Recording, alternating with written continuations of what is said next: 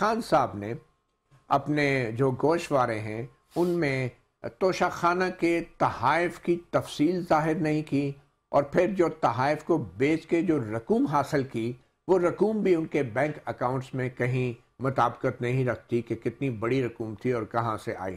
تو یوں انہوں نے جو ایفیڈیوٹ دیا تھا الیکشن کمیشن کے سامنے کہ میں نے اپنے مکمل اثاثے جمع کرا دیے ہیں، ان میں کوئی غلطی نہیں ہے، وہ بھی غلط ثابت ہوا، اور الیکشن کمیشن نے کہا تھا کہ یہ آئین کی خلاف ورزی ہے، جس کے بعد وہ 5 سال کے لیے نااہل ہو سکتے ہیں اور 3 سال کی انہیں قید ہو سکتی ہے، 1 لاکھ روپے کا جرمانہ ہو سکتا ہے۔ تو آپ کو کچھ لگتا نہیں ہے یہ فلم کچھ پرانی ہے، صرف کردار بدل گئے ہیں؟ ہاں، لیکن یہ فلم جس طریقے سے چل رہی ہے وہ لگتا ہے کہ اس کی جو رفتار ہے وہ اس طرح کی تیز نہیں ہے جس طرح سے ہم نے 2017 میں دیکھا تھا۔ مطلب آپ کو فلم پہ اعتراض نہیں ہے، رفتار پہ اعتراض؟ نہیں، مجھے اعتراض رفتار پہ بھی ہے اور فلم پر ایک حد تک ہے۔ بات یہ ہے کہ جو الزامات 2017 میں تھے وہ ذرا مختلف نوعیت کے تھے، اور ابھی بھی یہ جو خان صاحب پہ ہے وہ 62(1)P کے تحت ہے۔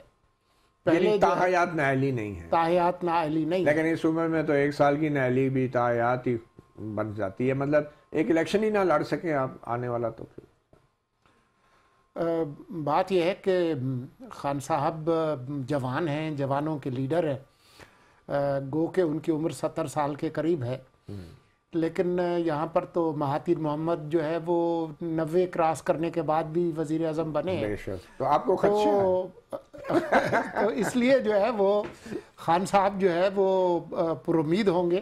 تو آپ کو بھی پر امید ہونا چاہیے، اللہ تعالیٰ زندگی دے، ان کو صحت دے۔ بات یہ ہے کہ خان صاحب نے بہت سارے محاذ کھولے ہوئے ہیں، اور مجھے نہیں پتا کہ کس محاذ سے ان پر گولہ باری ہوگی۔ صرف یہاں سے ہوگی، سیشنز کورٹ سے ہوگی، اسلام آباد ہائی کورٹ سے جو مقدمہ ہے وہاں سے ہوگی، اور یہ جو ابھی آپ تحائف کی بات کر رہے تھے تو اس میں تو ہر روز نئے کٹے کھل رہے ہیں۔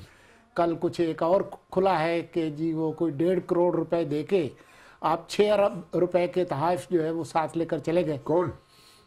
عمران خان کے بارے میں کل یہ، یا ان کی فیملی کے حوالے سے؟ نہیں، عمران خان کے حوالے سے وہ بھی ڈیٹیل سامنے آ گئی۔ کامران شاہد کے پروگرام میں انہوں نے ساری تفصیلات دی کہ 1.5 کروڑ جو ہے وہ جمع کرا کے، اور صرف یہ بات نہیں ہے کہ آپ نے گوشوارے صحیح جمع کرائے یا غلط، بلکہ یہ الزام بھی ہے کہ بہت سے تحائف آپ نے ظاہر ہی نہیں کیے، آپ سیدھے لے کر چلے گئے بنی گالا، اور اس کے بعد یہاں پر اس طرح کے ڈکلیریشن آئے کہ آپ کے جو منشی تھے اور آپ کے جو اسٹاف کے لوگ تھے ان کو تو لاکھوں ڈالر کے تحائف ملے، لیکن آپ کے نام کے سامنے آگے نل لکھا ہے۔ مگر سر بہت سے ابھی بھی ایسے بڑے بڑے لوگ ہیں کہ جہاں ہم وزیر اعظم کے توشہ خانہ ریکارڈ کو تو مانگ سکتے ہیں، مگر ان کا توشہ خانہ ریکارڈ ہم ابھی بھی نہیں مانگ سکتے۔ اور پھر خان صاحب نے ایک دن پہلے ہی کہا تھا کہ میں ہفتے کو اعلان کروں گا کہ کس تاریخ کو میں نے اسمبلیاں ڈیزالو کرنی ہیں۔ آج کی تاریخ میں جب اسپیکر ان کے استعفے قبول کرے گا تو پچھلے جو اپریل سے لے کے آج تک بغیر کام کے جو ان کے اکاؤنٹوں میں تنخواہیں آتی رہی ہیں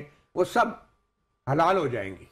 یہ پہلی دفعہ نہیں ہوگا۔ آپ کو یاد ہے کہ جب 2014 میں انہوں نے استعفے دیے تھے تو وہ جس کو بیک بینیفٹس کہتے ہیں، بقایا جات کے ساتھ انہوں نے ساری تنخواہیں لی تھیں، اور میری معلومات یہ ہے کہ جتنے بھی ان کے اراکین ہیں ماسوائے ان کے جن کے استعفے قبول ہو چکے ہیں، برابر ان کے اکاؤنٹس میں پیسے گئے ہیں، کسی نے وہ پیسے واپس نہیں کیے، اور صرف ان کی بات نہیں ہے کہ جی وہ تنخواہ ان کو گئی ہے، اور یہ جو آپ نے بتایا اس سے تو یہ ہے کہ وہ پچھلے حلال ہو گئے، اور نہ صرف یہ بلکہ ابھی بھی وہ لوگ جو ہے وہ سرکاری جو رہائش گاہیں ہیں پارلیمان لاجز کی اس میں موجود ہیں۔ نہ صرف وہ بلکہ جس موصوف نے تقریر فرمائی آج پریس کانفرنس، ذرا پتہ کریں نا کہ منسٹرز کالونی میں 4A فلیٹ میں کون رہ رہا ہے؟ بتا دیں سر، 4A فلیٹ؟ فواد چودھری صاحب۔ فواد چودھری صاحب آج جب ہم یہ گفتگو کر رہے ہیں تو میری معلومات کے مطابق منسٹرز کالونی میں رہ رہے ہیں فلیٹ نمبر 4A میں۔ اچھا دوسرا انہوں نے کہا کہ کوئی پتہ نہیں ہمارے اکاؤنٹوں سے پیسے کوئی اور نکال کے کھا رہا ہو. یہ پی ٹی آئی کے اکاؤنٹوں سے پیسے کس طرح کوئی اور نکال کے کھا جاتا ہے؟ ان بیچاروں کے ساتھ ظلم نہیں ہے ویسے؟ ہاں میرے خیال میں تو ان کے ہاتھ ہمیشہ کسی اور کے جیب میں ہوتے ہیں, تو ان کی جیب میں کون ہاتھ ڈالے گا؟ نہیں, لیکن یہ ممکن ہی نہیں ہے کہ اکاؤنٹ سے پیسے نکل کیسے جائیں. نکل سکتے؟ اس کا مطلب یہ مان رہے ہیں کہ تنخواہیں آئی ہوں گی, کوئی اور نکال کے لے گیا. یہ تو بڑا پھر ایک عجیب بات ہے. اور فواد چودھری صاحب یہ بات یہ ہے کہ حکومت کو چاہیے کہ ان کے اکاؤنٹس کی جو پوزیشن ہے وہ بتا دے کل.